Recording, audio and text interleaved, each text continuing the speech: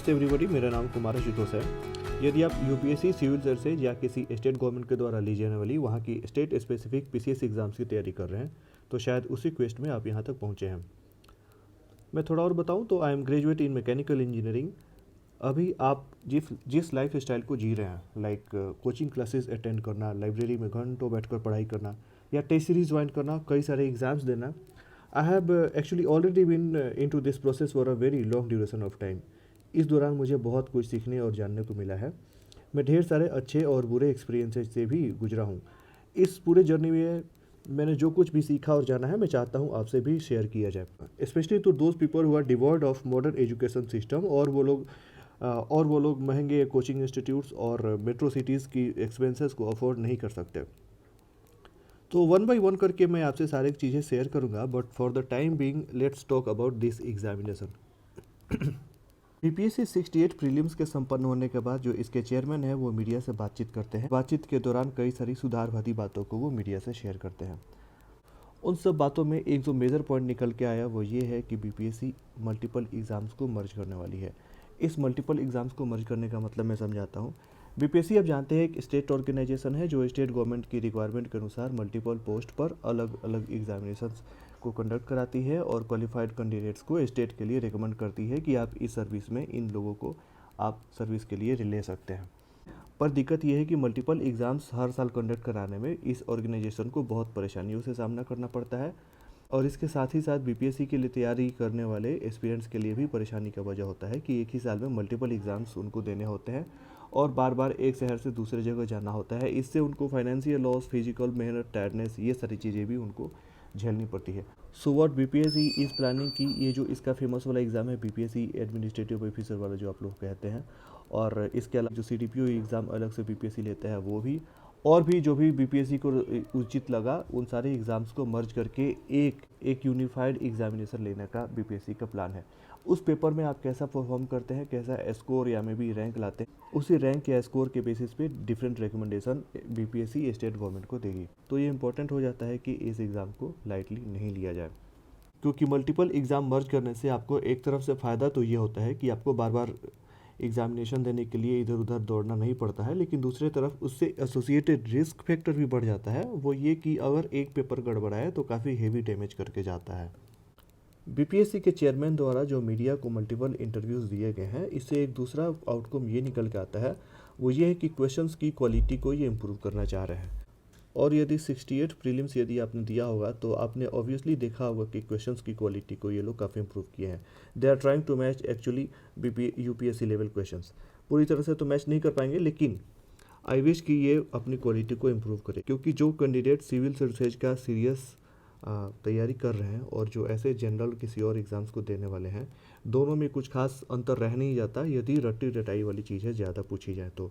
For example BPSC में ये सवाल पूछा गया है कि पटाखे का ग्रीन कलर क्यों होता है या रेड कलर कैसे होता है, तो आई डोंट थिंक ये बहुत प्रोडक्टिव और बहुत ज़्यादा लॉजिकल क्वेश्चन है। ये इस तरह के सवालों को पूरी तरह से एलिमिनेट करना ही एक अच्छी चीज़ है। इन दोनों ही इंपॉर्टेंट अपडेट्स को देखने के बाद एक बार ध्यान देते हैं कि बिहार में जो बीपीएससी एग्ज़ाम कंडक्ट कराया जाता है उसका क्या पैटर्न है और किस तरह से उसमें क्वेश्चंस पूछे जाते हैं। तो मैं एक बात बताऊँ, नॉट जस्ट बीपीएससी बल्कि कोई भी एग्ज़ाम जो बिहार गवर्नमेंट कंडक्ट कराती है उसमें स्टेट स्पेसिफिक कंटेंट का वेटेज काफ़ी हैवी होता है। आई मीन कई सारे सवाल जो पूछे जाते हैं कहीं ना कहीं डायरेक्टली या इनडायरेक्टली वो बिहार वाले मैटर पे इनक्लाइंड होता है। जैसे कोई भी जनरल एग्ज़ाम जो कराया जाता है उसमें ये सारे टॉपिक्स तो होते ही हैं, जैसे history, geography, current affairs, economy, population data, ये मेजर टॉपिक्स है, इससे रिलेटेड सवाल पूछे जाते हैं। यहाँ पे मैं केस ले रहा हूँ अभी हिस्ट्री से। आप देखोगे तो एंशिएंट इंडिया हिस्ट्री से जो सवाल पूछे जाएंगे, चंद्रगुप्त मौर्य से पूछा जाएगा या बुद्धा, जैना, अशोक, बिम्बिसार, अजातशत्रु, इन सभी लोगों से सवाल पूछे जाएंगे। और आप जानते हैं ये सारे लोग जो हिस्ट्री के काफ़ी प्रोमिनेंट पर्सन रहे हैं, ये कहीं ना कहीं बिहार से इनकी जुड़ाव रही है, ये बिहार से ही एक्चुअली रिलेटेड रहे हैं।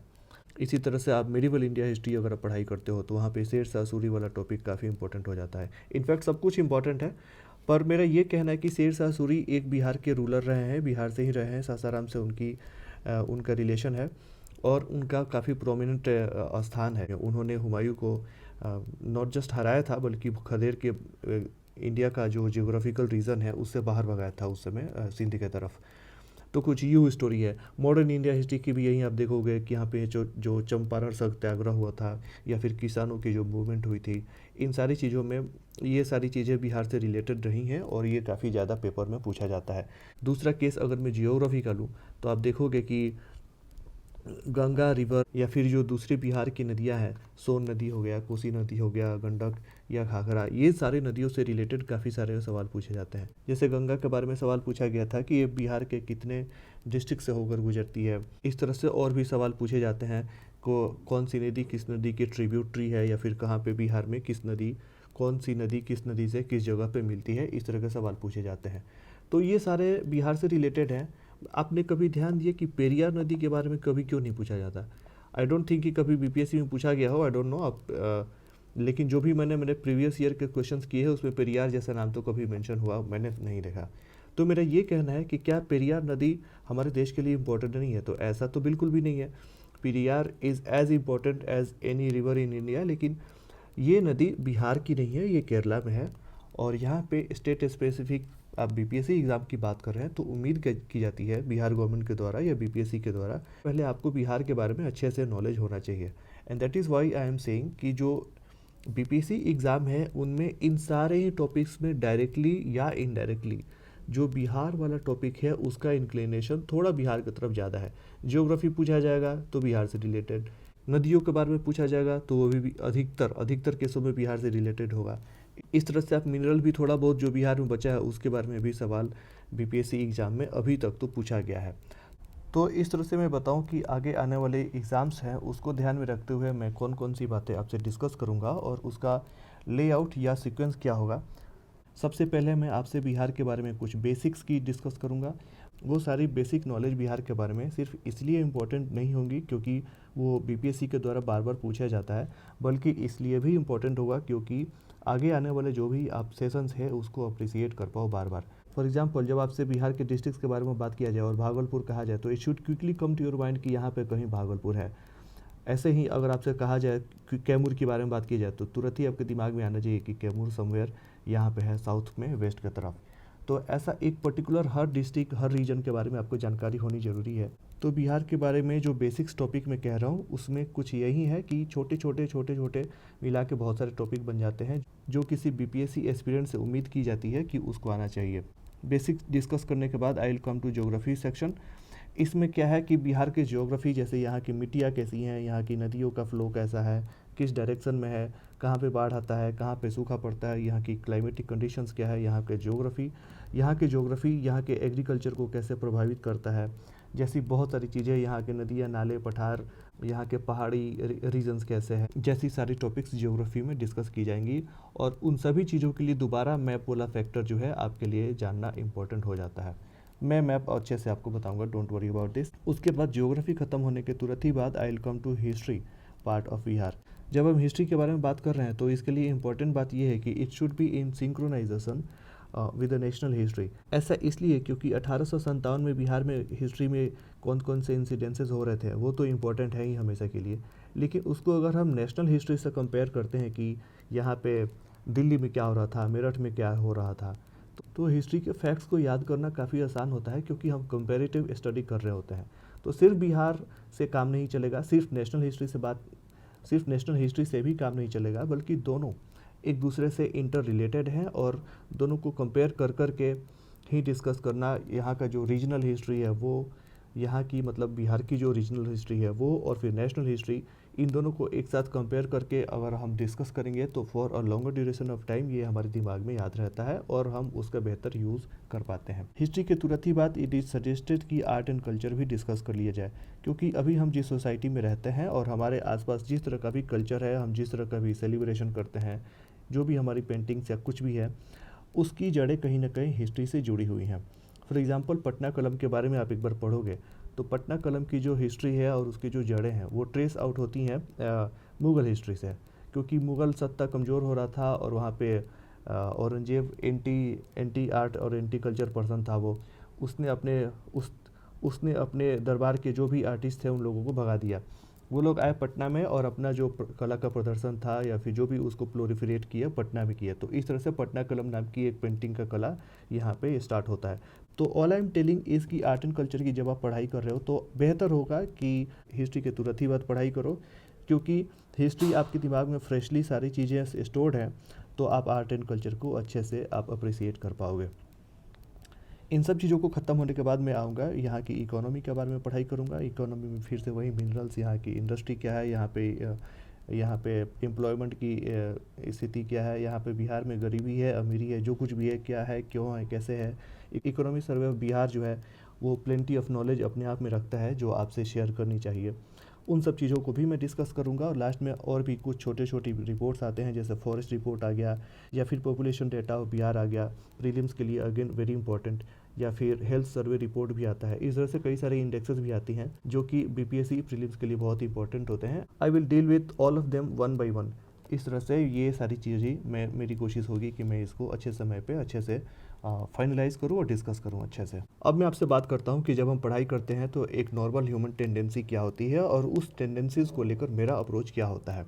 जब हम स्टडी करते हैं तो हमारे दिमाग का दो स्टेट पॉसिबल है। तो एक तो होता है एक्टिव स्टेट ऑफ स्टडी। उसमें ये होता है कि जब हम पढ़ाई करते हैं और जिस टॉपिक के बारे में हम डिस्कस कर रहे होते हैं तो हमारा दिमाग और हमारा अवेयरनेस पूरी तरह से इस बात पर फोकस होता है कि हम क्या चीज़ पढ़ रहे हैं और क्यों पढ़ रहे हैं, इसका क्या इम्प्लीमेंटेशन है, यानी उसी टॉपिक से उसी चीज़ से रिलेटेड ये पूरी तरह से फोकस होता है। इसको तो हम बोलते हैं एक्टिव स्टेट ऑफ स्टडी। दूसरा है passive state of study. Passive state of study का मतलब ये होता है कि भले ही हमारे आंखों के सामने से हम पेज पलट रहे हैं या फिर कोई वीडियो या ऑडियो देख रहे हैं, इसके बावजूद भी हम मेंटली उस जगह पे प्रेजेंट नहीं है, तो वो होता है पैसिव स्टेट ऑफ स्टडी। हम उसको देख कर भी और पढ़ कर भी हम उसको लंबे समय तक अपने दिमाग में स्टोर नहीं कर पाते हैं।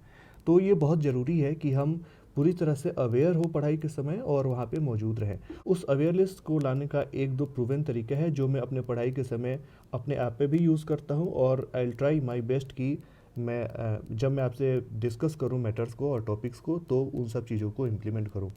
वो चीज़ें क्या होती हैं मैं थोड़ा सा डिस्कस करूँ आपसे। तो जैसे मान लो आपसे कि कोई टॉपिक के बारे में मैं डिस्कस करना चाहता हूँ, तो उससे रिलेटेड जो पिछले साल कौन कौन से सवाल आयोग ने पूछा है मैं वो डिस्कस कर सकता हूँ, so that you will come to know the about the importance of the topic, या फिर वो उस तरह से उस टॉपिक से किस तरह से सवाल फ्रेम किए जाते हैं।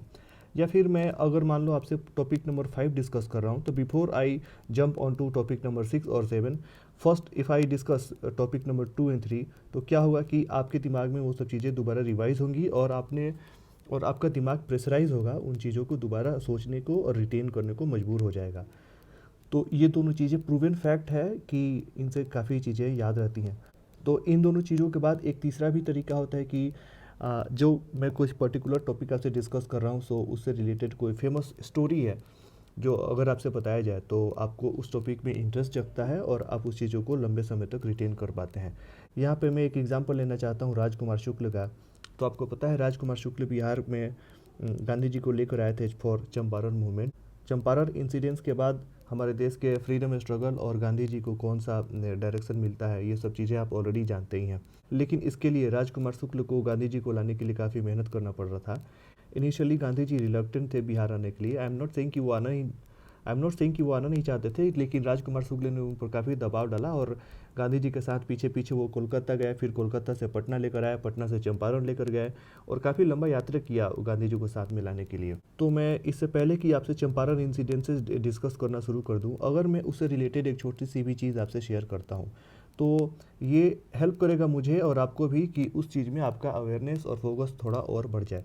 इसी तरह बिरसा मुंडा की भी एक अपनी स्टोरी है। इस तरह की बहुत सारी चीज़ें हैं जो डिस्कस करने के लायक है और उसमें पूरा पोटेंशियल है कि आपको बांध के रखे उस टॉपिक के साथ। एक और चीज़ है जो मैं पढ़ाई के दौरान काफ़ी ज़्यादा प्रेफर करता हूँ, वो है यूज़ ऑफ इन्फोग्राफिक्स। इन्फोग्राफिक्स वो चीज़ होती है कि ग्राफिक्स के थ्रू जो हम इंफॉर्मेशन अपने दिमाग को भेजते हैं उसको बोलते हैं इन्फोग्राफिक्स।